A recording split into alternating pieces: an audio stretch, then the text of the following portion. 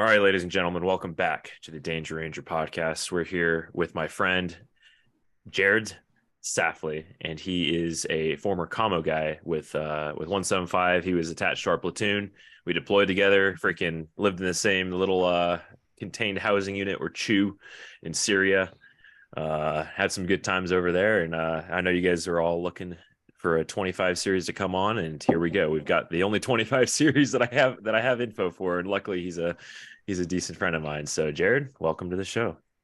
Hey, thank you for having me on, man. I appreciate it. So you're out in South Carolina still, right? Yeah, Okay, yeah, I went back cool. home. Yeah, So good stuff, good stuff. And you've been out for a couple years, like two or yeah, three. since 20 October of 2019. So Okay, so you got out right before it just got super weird with the freaking virus and stuff. yeah, right before that, I got out right there before it started. Missed that dance. That's good. Um, freaking. So, I mean, what's your backstory? Why'd you end up in Ranger Regiment? How did you come to that So decision it's in kind of a life? funny story. My older brother was in the Marine Corps. He was kind of like my hero, I guess you could say. He did that. He joined when the towers fell, and he did that for a long time. I watched him go many deployments to Afghanistan, Iraq, all that stuff. And I was getting older, getting about the time that I could enlist. And so I asked him, what should I do? And at that time, he had actually gone over to the Army. So to the ODAs over there as a medic. So he was like, man, just go regiment, go Ranger Regiment. He's like, if I could do it all over again, that's where I would start. So that's what kind of set me down that path of going to regiment. So that's where I went, enlisted and then did that. Nice. Did you go right out of high school or did you do some college first? Yeah, right out of high school, man. So no higher education required. Nope. Just going Zero. in. Yeah. Yeah, the army's gonna teach you everything you need to know. Yeah. At True. least they're supposed to.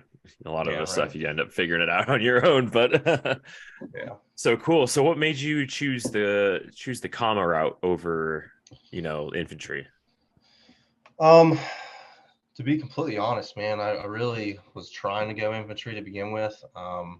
If I had waited to enlist, I probably could have gone infantry, but at the time that I wanted to enlist, they said that they didn't have any positions, which they definitely did. But naive me, they're like, try this, and so I was like, well, I started doing a little bit of research, and then I started getting into the commo stuff and seeing what they did, and I talked to a couple of my brother's buddies who were in the fifth section.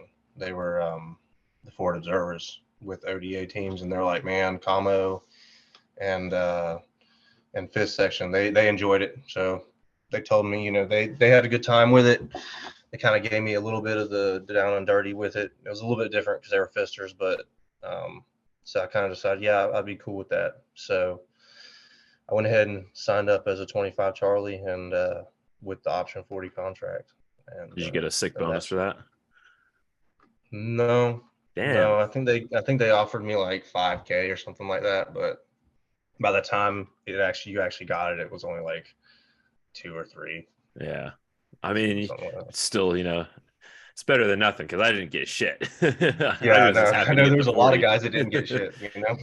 It's always I've always So noticed it's like it's rarely like the super squared away guys that come in with a yeah, with the bonus. It's like always like kind of the shitheads. It's like, how the fuck did you get a fucking bonus, you little piece of shit? yeah, and they coming in with like 20K bonuses, Yeah, something 20. like that. No, I Yeah, had a private that had freaking like a 30 or a 40K bonus. I mean, before tax, of course, but like I was like, dude, man, I was just yeah. He had to happy that get I him. got my He had to get freaking him that. He had to get him that Challenger with a 27% interest rate. You know what I'm saying? dude. Well, the funniest thing is I don't even think he spent any of that. He didn't even have a car. But I digress. We're getting off topic. So Yeah, 25 yeah. Charlie, they don't have that MOS anymore, correct? To be completely honest with you, I don't know. When I was getting out, I thought they were getting rid of it. they got rid of the MOS. I don't know if they brought it back or not. But when I was getting out, all the guys, all the Charlies were having to reclass to a uniform. Well, I mean, they could pick what they wanted to reclass to, but a lot of them were choosing the uniform just because that's what regiment was using at the time, as the line RTOs. Um, so I honestly don't know. I could probably do a little bit of research and find out if the Charlie is even a thing anymore. But the last I checked, it's no longer an MOS. Yeah. So what is it? What exactly is it, Charlie? Radio operator maintainer. Okay. So it's specifically RTO. There's nothing else involved. It's just RTO. I think from what I'm I actually doing can pull it up. doing a quick Google. I'm doing a quick Google. Yeah, It that's looks like fine. it I can still do it. might be. Um, so it's kind of just like a very broad kind of commo position because I know there's like a whole MOS for like satellite comms, isn't there? Yeah, there's a lot of the common MOSs are more specific to, a specific job. Mm-hmm. But the 25 Charlie is just the down and dirty RTO, Yeah. essentially. The So classic army guy with the freaking radio on his back. yeah, does a we there was a lot of stuff that we didn't do. There was a lot of 25 jobs that were a lot more in depth than what we Mm-hmm. did. Pretty much all we did in training was just and all that we messed with was just actual radios, radios that, you're going to see on the line.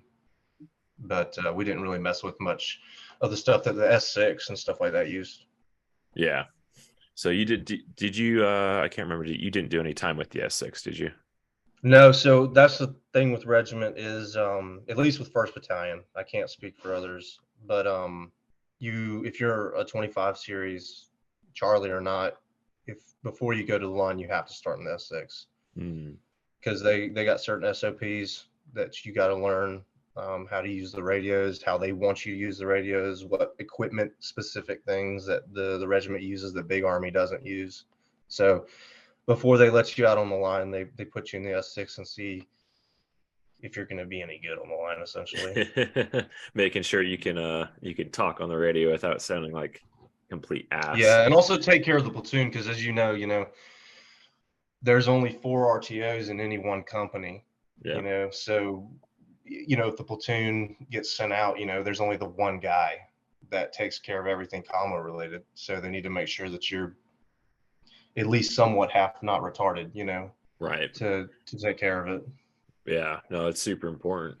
We'll get into like the regiment specific stuff. So you did basic, you did AIT. Did they train? Because I know that Fort Gordon, because regiment wants, the best communicators. I know that they have a really good pre-RASP almost.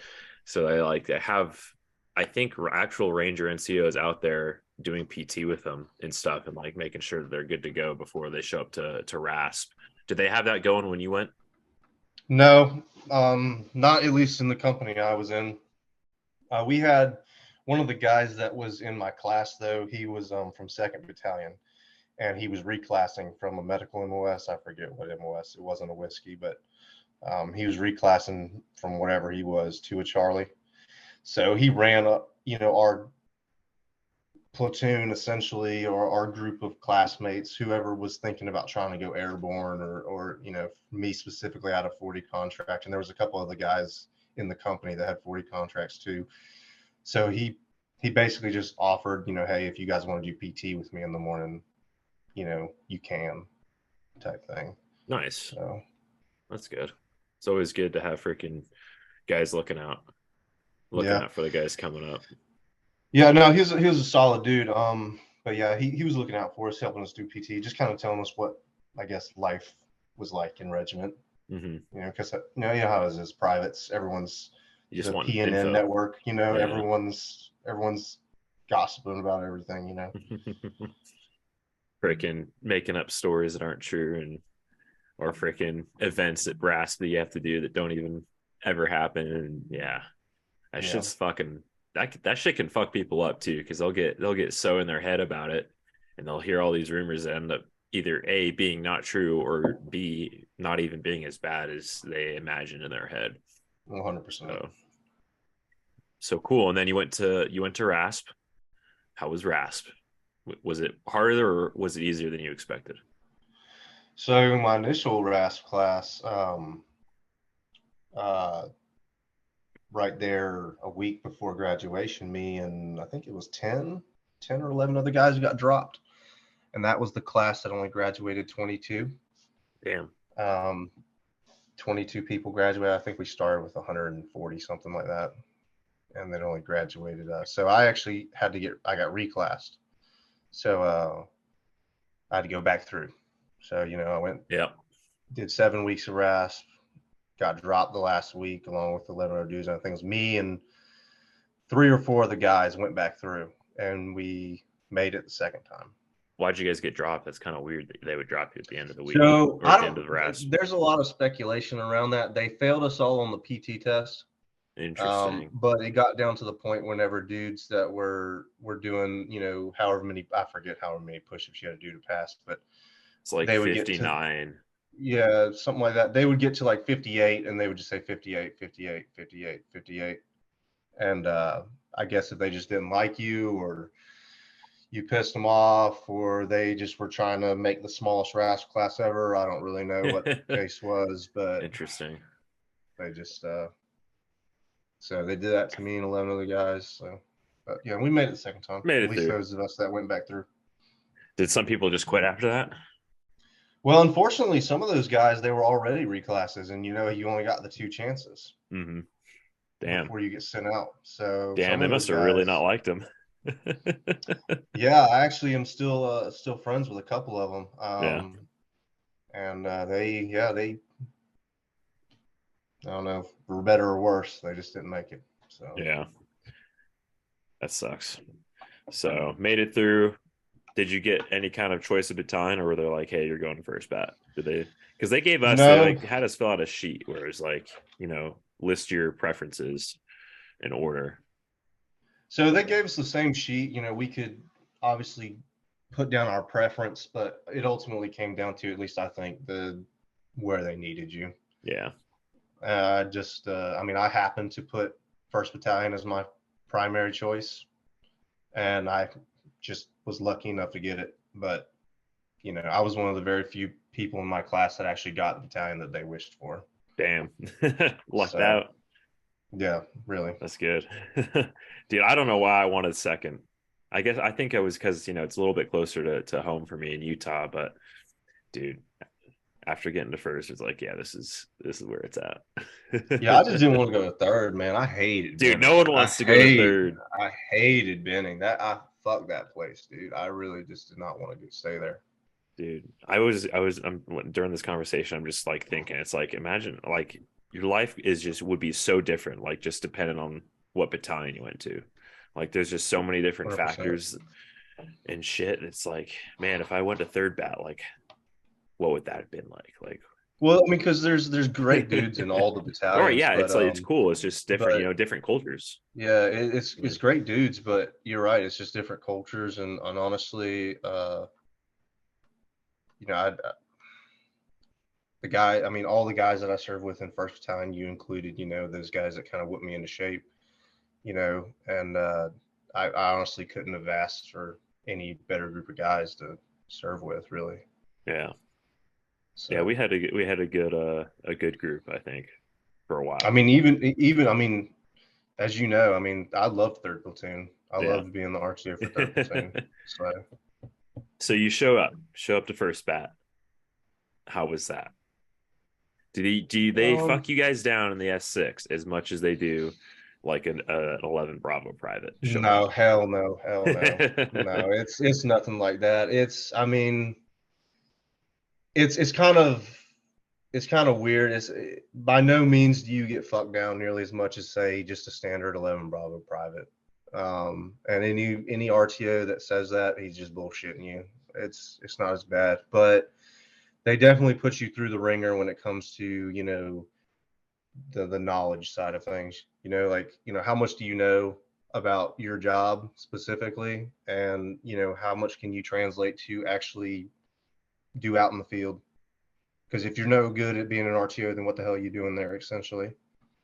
Because you're not an infantryman. That's not your job. Your job is to be an RTO. So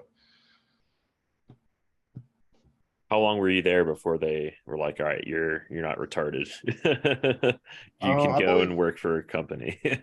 I can't remember exactly the timeline for everything. I remember I was in the S6 for at least almost a full training cycle. Okay. So about 4 to 5 months, maybe, Mm-hmm. which I did training with Seco at that time, did RTN for them.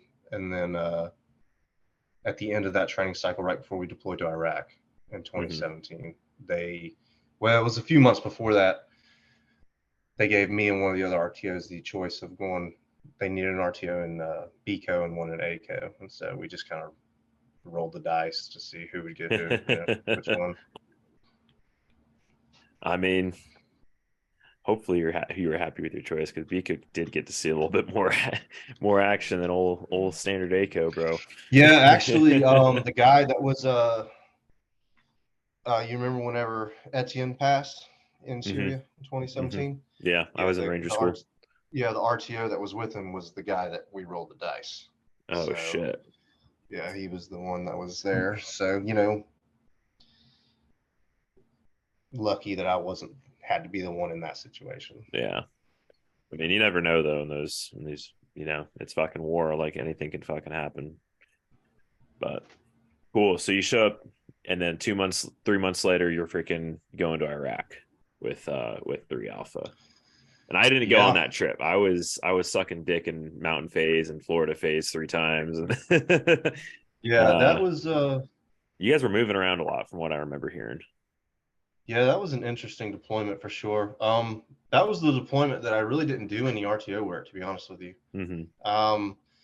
Because if you remember Grantham, I think his name was. Yeah. Yeah, he was acting RTO, even though he was Mm-hmm. 11 Bravo at the time. Mm-hmm. He just loved doing it, and Yeah. so he was pretty much heading that up. And so since I was brand new to the platoon, essentially, they just kind of stuck me wherever they needed me. So I was still doing training and stuff with the RTO, position, keeping up on that and helping him out, Yeah. obviously. But they just kind of threw me in as a rifleman and whatever position they needed me, which usually was just the bitch position. But Carry the litter. regardless, yeah, basically that's basically what it was. But no, but it was good because a lot of the guys in 3 Alpha, they the gun team leader stuff, they started putting me through the gun drills, the weapon squad does a lot, so I got to learn a lot about how the weapon squad works and how the 11 Bravos and stuff work on the line. And I think it was a great learning experience. Really, I couldn't have asked for because then I was getting firsthand knowledge from fantastic 11 Bravos in the Yeah. positions that they were doing. So That's cool.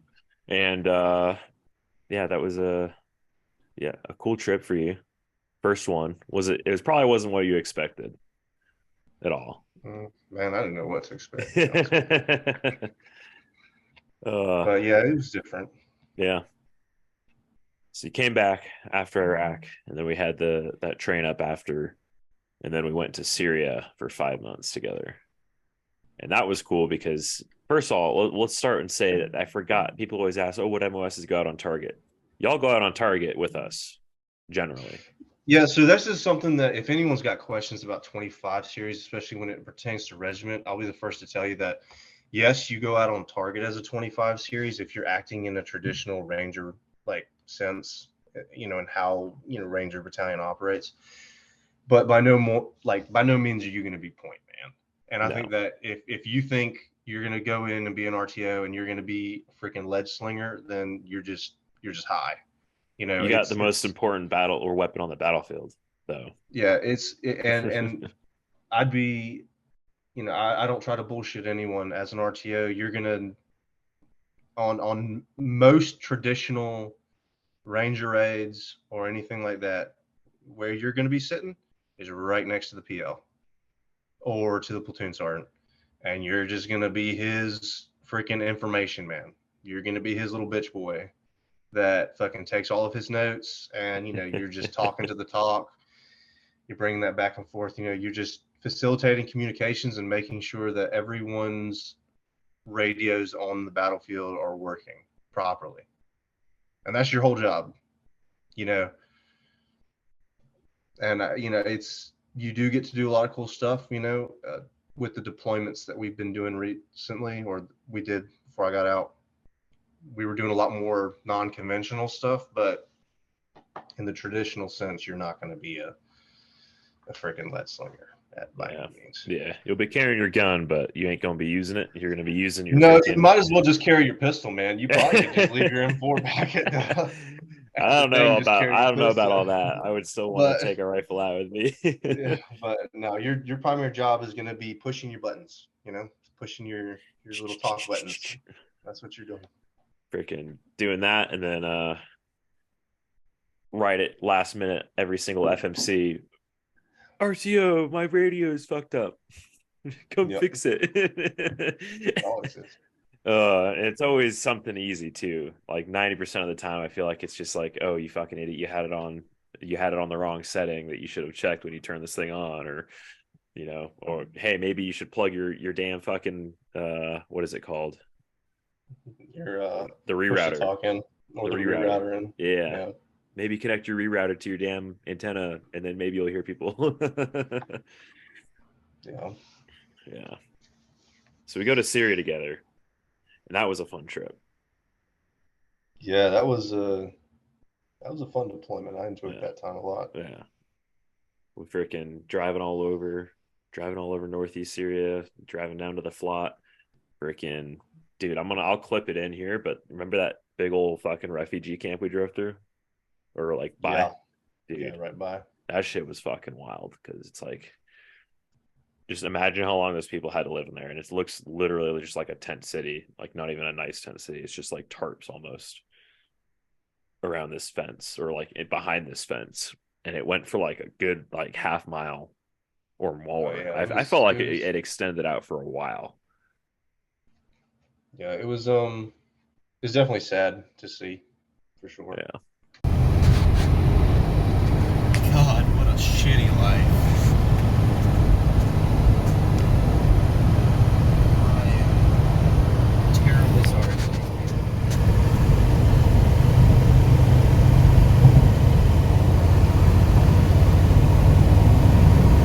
Thank you, Jesus, I was born in the USA. So Syria. Syria is cool too because you were going out because we didn't have very many Rangers. So whenever we'd go out, of course, we were bringing lottie dottie everybody. Uh, and I think didn't weren't you a fucking gunner like on the Panders, or were Yeah, you doing your so primary RTO role at that point? so Syria was just a really interesting deployment, and this is why I talk about the difference between like a standard Ranger operation versus the deployments that at least we were doing over the last few years before we kind of Mm-hmm. I don't know what we're doing now, to be honest with you, but at least on those deployments, it was instead of moving in company formations and stuff, we're moving in platoons. And as we had in Syria, it was half of the platoon. The other half was somewhere else doing their thing. So it was, my responsibilities on that deployment were to facilitate all the communications with Ranger Regiment in the country, essentially. So which that sounds a lot grander than it actually was, but basically it was just between our platoon, which was essentially the only Ranger element in country at the time, back to wherever it needed to be. So, just taking care of the vehicles that were on the camp, making sure all the radio equipment in there was squared away, all the ComSec was good, making sure all that stuff was rolled on time, making sure everyone's personal body comms were up and charged, and the comms were up on those, making sure that whenever small teams went out, the radio that they had was working, make sure that they could talk back to it, so it had a lot of different responsibilities, and it was a lot of fun, but it was definitely an interesting deployment, to say the least. I feel like you probably learned a lot with the guys we were partnered with on that one because Oh, they for had their own sure. commo guys, and I remember you'd go and you'd be learning how to do all kinds of fucking cool shit with them. Oh yeah, those guys were insane, man. They were doing they were doing stuff that just went completely over my head, you know, Damn. and they were doing stuff. But yeah, to get back to that question you had, I mean, at that deployment, yeah, we all had a lot of different jobs. I mean, everyone on that deployment was an RTO. Everyone on that deployment was a gunner because, you know, we were just moving in so small group. As you know, we'd have 2-3 guys going out at once, and you know, I wasn't going to be there every single time. So Yep. you know, you guys had to figure out the radio, make sure that you know you knew how it was good, and yeah. But my other responsibility there was I was the gunner on the MEV.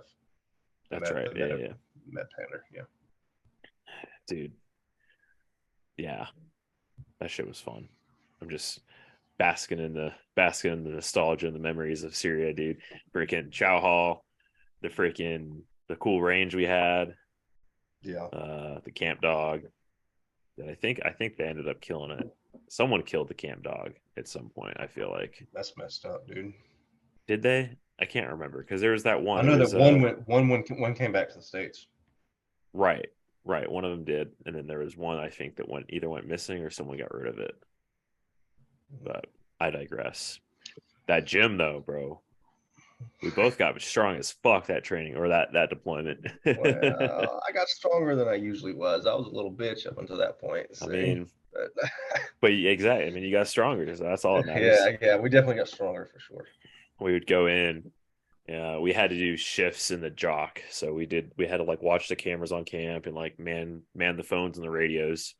And like my shift was like, I think, was it right after yours? It was either right before or right after. I can't remember.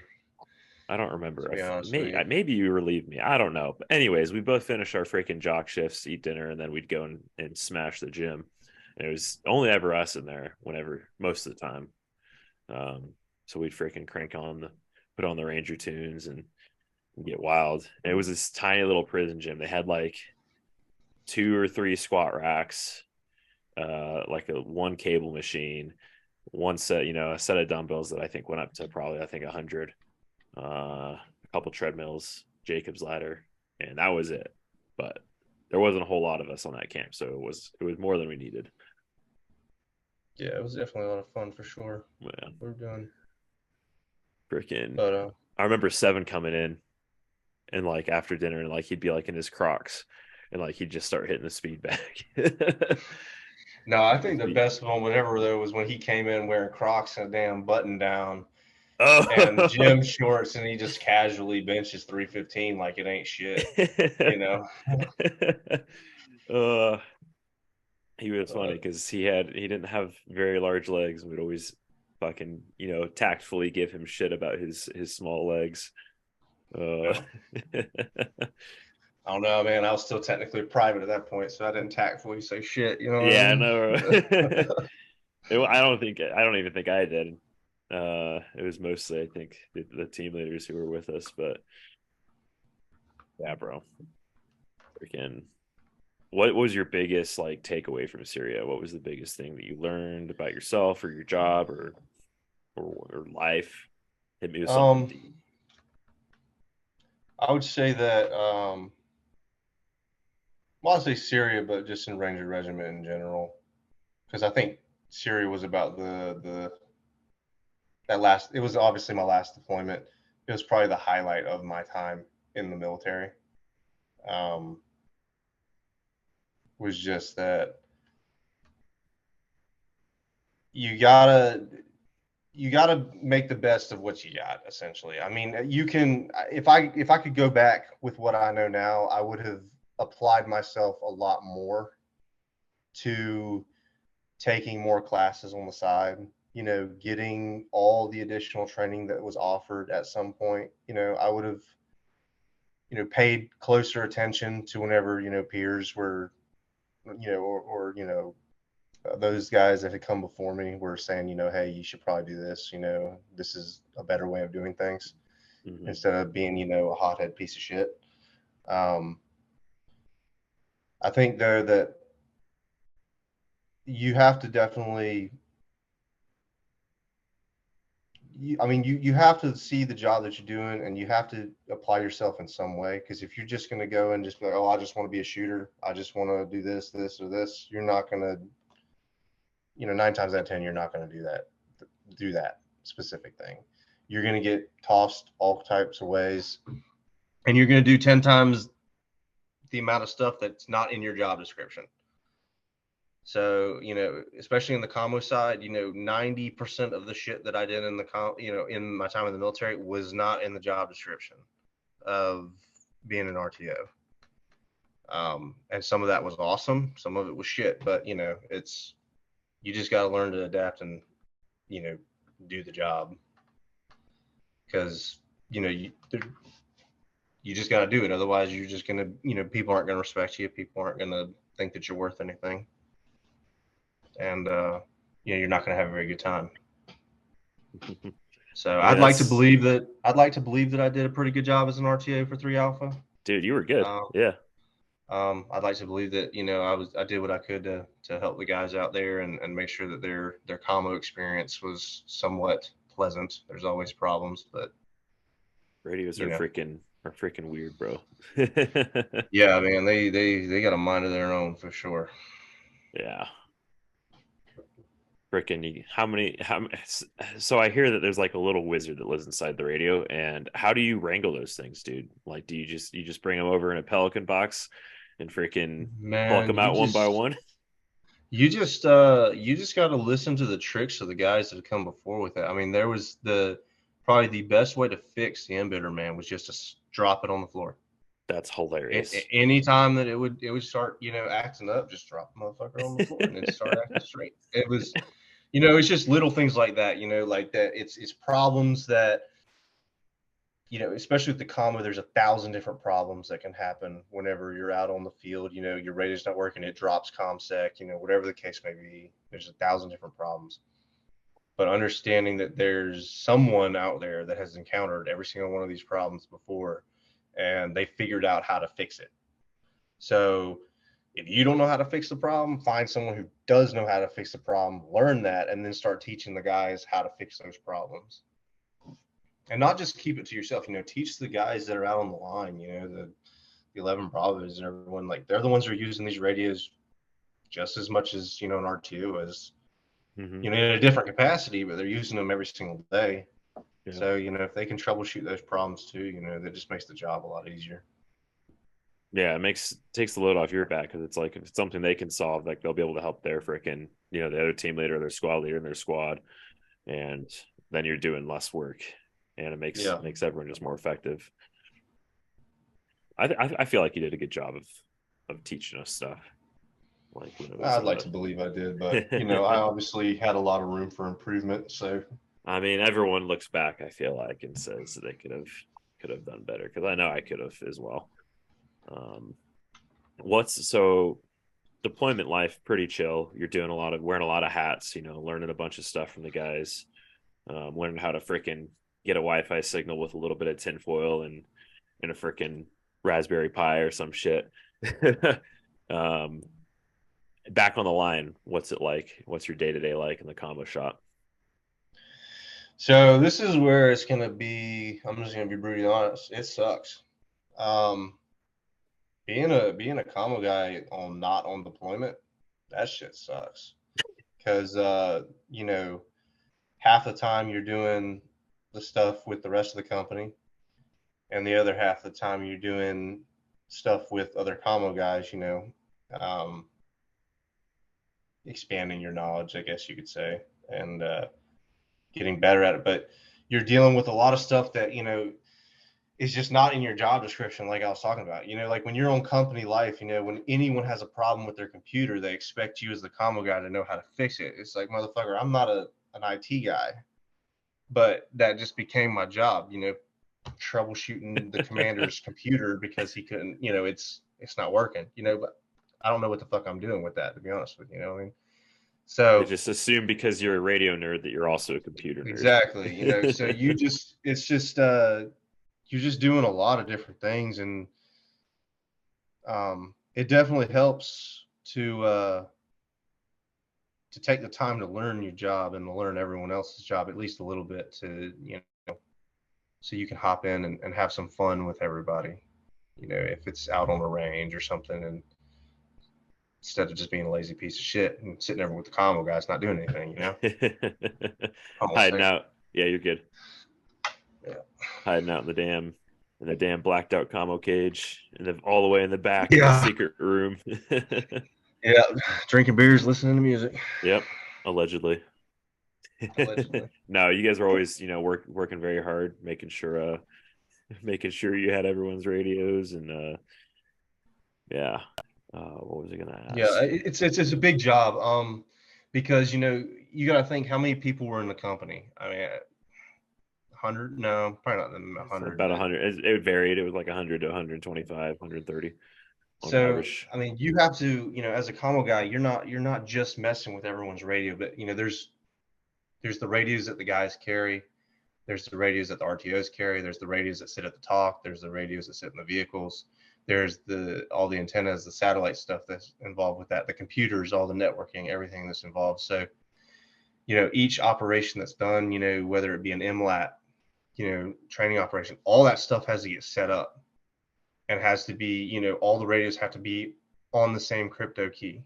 They all have to be talking to each other. So, weeks before these training operations, we're over here trying to get all this stuff set up. You have to create a commo plan. You have to create, 50 odd channels Shit. in a commo plan, and then get them downloaded and programmed into these radios, and so there's, and we haven't even talked about, whenever the phones that we were using. Oh yeah. I mean, with the networking that's involved with that, when we were taking photos and trying to send them over satellite stuff, it was just, there's just a lot that you have to learn how to do, and none of it is cool or tactical. It's all nerdy and retarded. But literally the only way that we're able to get anything done at the same time. Because if you didn't have radios, you'd be fucked. Yeah, and the thing is, it's just you and 3 other guys, if you're lucky. That's just wild. Your commo chief and the other RTOs for the other platoons. And you have to do all of that. So, and you know how it is. We'd have to do so many inspections so often. We have to get all the serial numbers for that. It's just every day it was something. Fucking. It's wild that you're saying this, because it's like, oh man, like I'd always walk by the commo shed or the commo fucking cage, and it seemed like you guys were never there. It's like either they're hiding in the back and doing important work, or like you guys weren't there, but it's like you guys are probably out doing something at the fucking S6 or freaking hiding to just fucking hand jam radios. I know that there's like different things you can use to speed it up, like the actual programming and shit, but like it's still a ton. I never even thought of how much stuff goes into that, to be honest. That's crazy.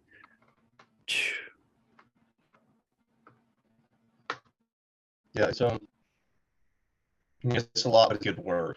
It's really good work. If you take the time to know how to do it and you enjoy doing it, then which I enjoyed being an RTO. I enjoyed being the RTO for 3 Alpha. A lot of people hate that job, as infantrymen that get stuck in that job. It's essentially a curse. That's not what they signed up for. That's what I signed up for. I enjoyed it. There was a lot of parts of that I didn't enjoy, but I really did enjoy having a different approach to the military career than just the standard 11 Bravo. If I'd gone 11 Bravo, I would have a great time too. But I did have a good time as an RTO, and you do have a lot of opportunities to go out as an RTO in different capacities, and some of which we can't even talk about on this. Nope. That you actually have more opportunities as an RTO to go out with some of these agencies, to do their super secret stuff. You have a lot higher chance of getting on something like that than, say, just a random infantryman. Just a shooter. Yeah, because it's like you can be a shooter and you can be the freaking commo guy at the same time. Because it's like you are still a ranger at the end of the day, right? Like you can still, if it came down to a fucking shootout and there was only a couple of you out there, like, yeah, the combo guy's probably going to be shooting back. So it makes you more marketable essentially when it comes to like these smaller, like non-traditional deployments and freaking missions that we kind of started doing.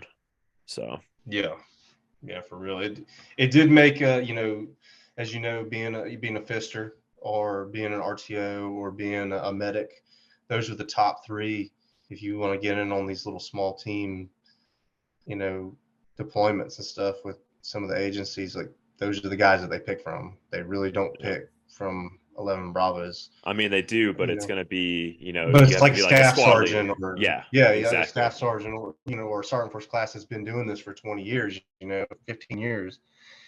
But for the average guy that's been in for only 4 to 6 years to get in on something like that, that's pretty intense stuff. That would, one of those three would definitely be a great career path to go in.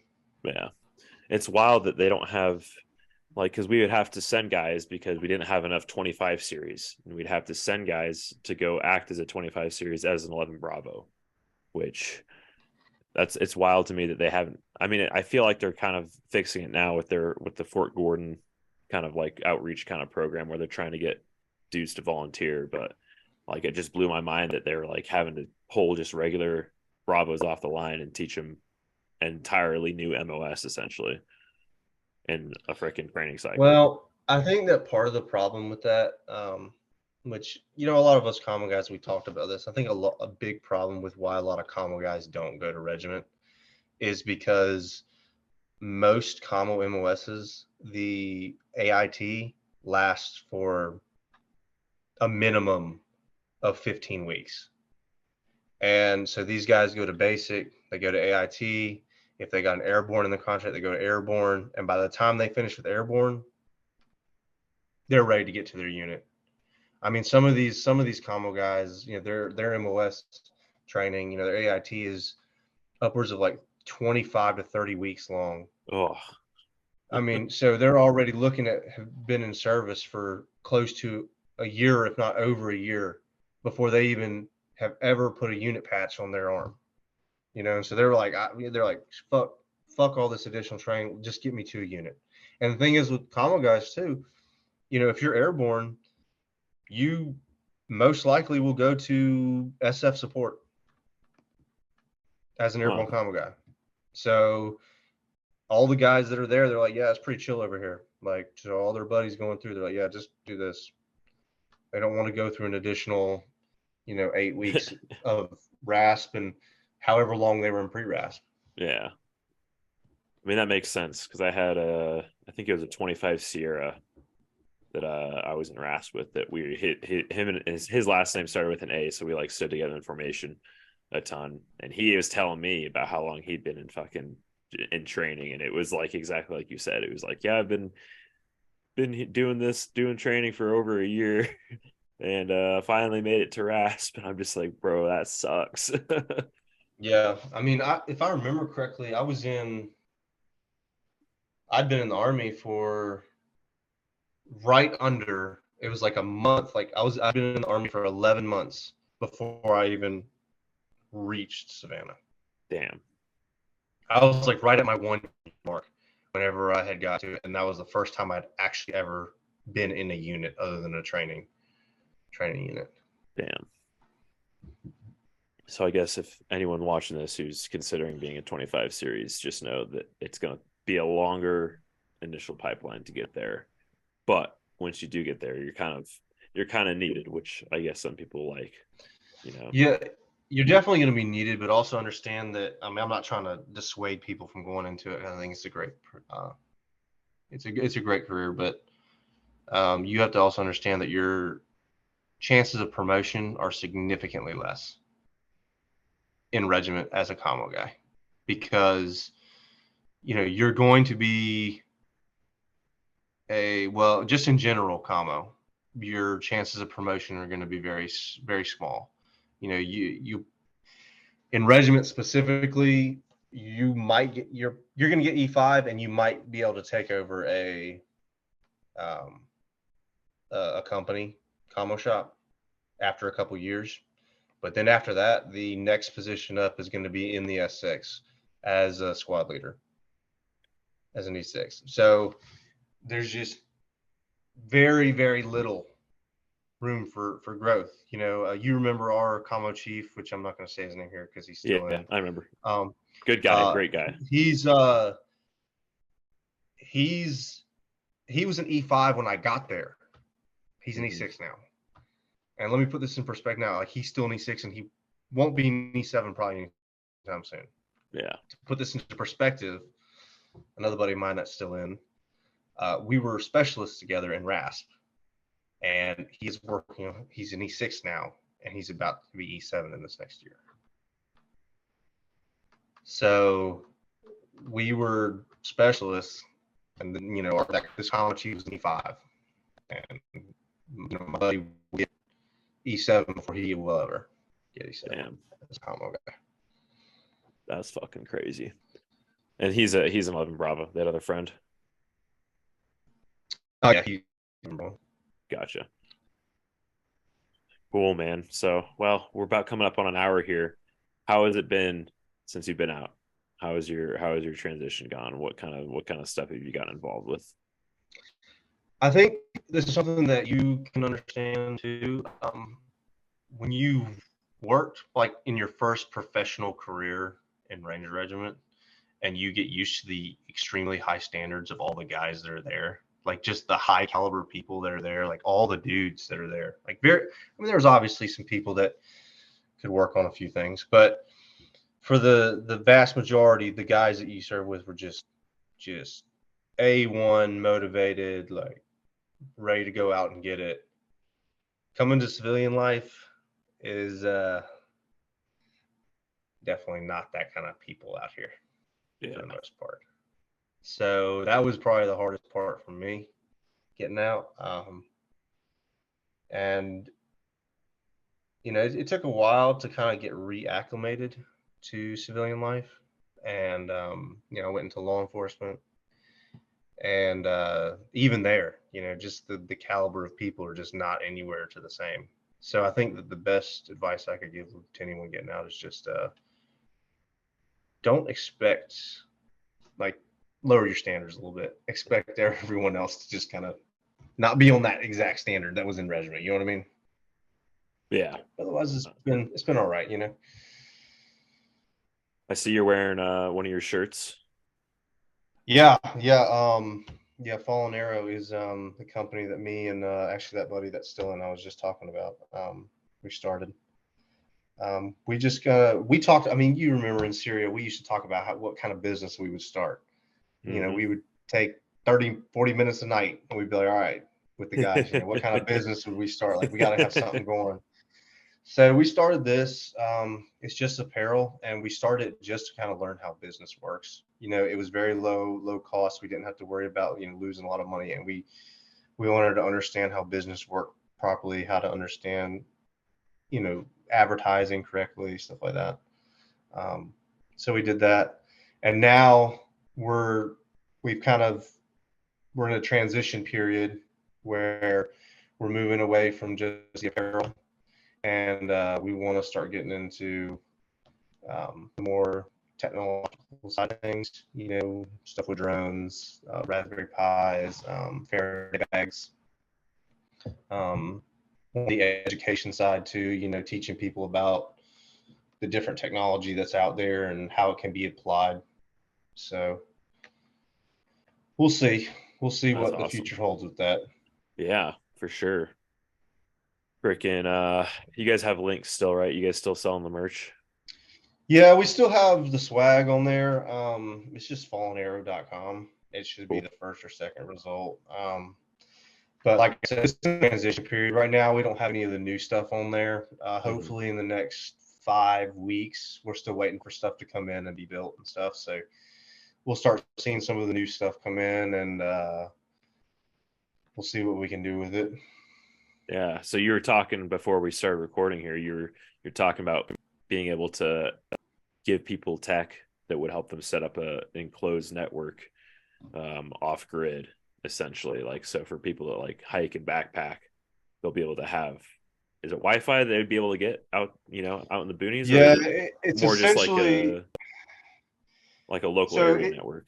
it's essentially like just a closed loop network that you can connect your phone to, and you can, as long as you have the information, anyone who has a phone can connect to it.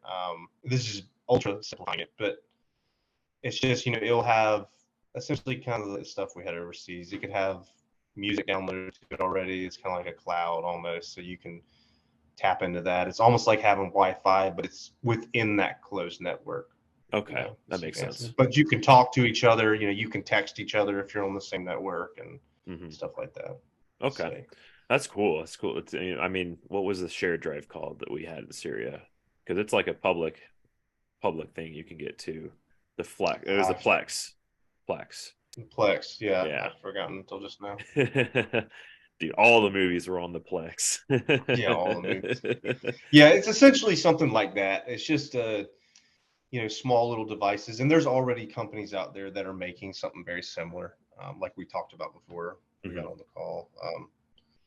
That make they're little Pelican cases. It's a little closed loop network. So we're just kind of trying to get into that type of market. Yeah, that's fucking awesome. There's not a lot of people doing that.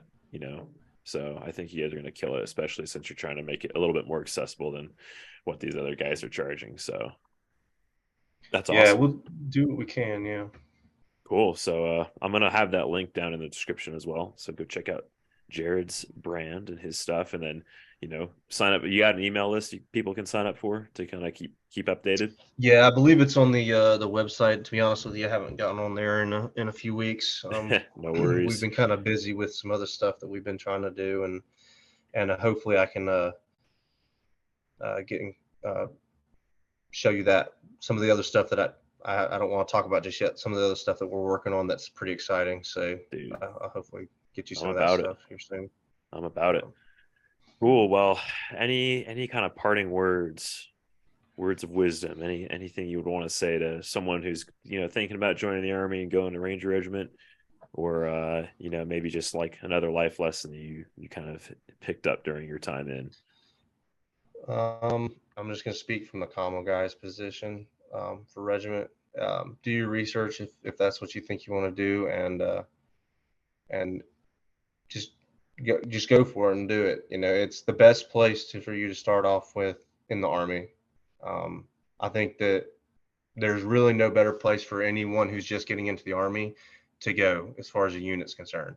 If you can manage to get an option 40 contract, take it. No matter whatever the pipeline is, however long it's going to take you, any MOS that you want to do, specifically Commo, Regiment's going to be the best place for you to start. You're going to see the most diversity of any Commo stuff, because in most big Army units, all they're doing is line of sight stuff. They don't even touch satellite communication. But in Regiment, you're running that every day. You got, your line of sight radios, and then you're also running a sat radio on your back with a sat antenna, So, and you're doing the stuff that's in between, like we were in Syria. You're doing sling tack, and there's just so much more stuff that you can do in Regiment than you can in big Army units. So if you want to get into Commo, go to Regiment. That's the way to go. I feel like your employment opportunities as well afterwards are a little bit more expanded. 100%. Coming from Regiment and then having an actual like tech based skill on top of being a shooter. So a lot of like you were saying, a lot of 3-letter agencies like those kind of dudes, and freaking, I mean, there's plenty of stuff to do civilian sector as well that has to do with this kind of stuff. So most of those guys that were RTOs whenever I was in, they ended up getting out. They're working in the civilian sector, and they're doing pretty awesome stuff, going to all around the world doing essentially what they were doing in Regiment, but a little bit different. So yeah, radios are still super important for a lot of like the oil industry. I'm sure, just spitballing, maritime industry, freaking anything where there's you're working remotely out in the woods or out in the wilderness. Like, you're going to need some kind of radio communications, telecom setup one way or the other, whether it's Wi-Fi, freaking line of sight, satellite phones. This world can't function right now without interconnected. What's the word I'm looking for? Networks. Yeah, it can't function without it, and that's basically like your job is to make sure that everyone can talk to each other and make sure everything that fucking needs to get done gets done. So Yeah. cool. Well, appreciate you coming on, Jared. This was a good one. It was good catching up, and hopefully the people like this one. Drop a like down below, drop a comment, subscribe if you haven't already. Do you have any? I guess yeah. Follow your brand. I'll put his brand's Instagram as well as his website down below, and go check those out. But we'll see you all next week. Appreciate it, Jared. All right, Zach. I appreciate it. I'll talk to you later, buddy.